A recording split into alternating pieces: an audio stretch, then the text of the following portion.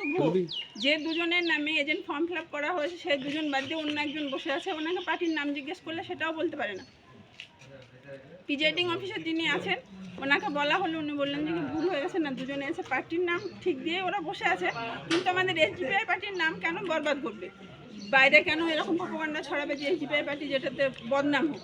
এটার জন্যই এখানে আমি এসেছিলাম, ওদের সঙ্গে কথা বলেছি এজেন্টদের সঙ্গে। পরে প্রিজাইডিং অফিসারকে বুঝিয়ে বললাম যে পরবর্তীতে যেন এই ভুলটা না করা হয়। প্রিজাইডিং অফিসার উচিত ছিল যে এজেন্ট একজনের পরিবর্তে যখন আরেকজন ঢুকছে তাকে তার নাম জিজ্ঞেস করা বা জানা। উনি হয়তো ভেবেছেন যে এটা টিএমসি পার্টির আমার নিয়ে কেন ওরা বলছে, এটার জন্যই আমি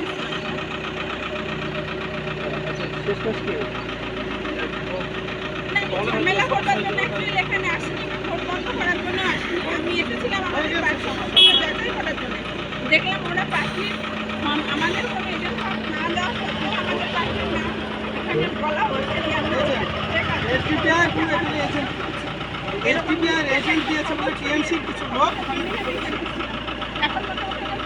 মানে ওদের কাছে কোনো পেপারও ছিল না, কিছু না, ভুয়ো ছিল।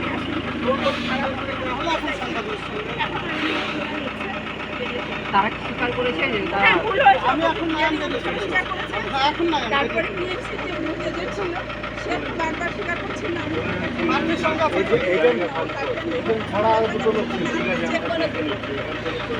আপনার নাম মুনালে যাও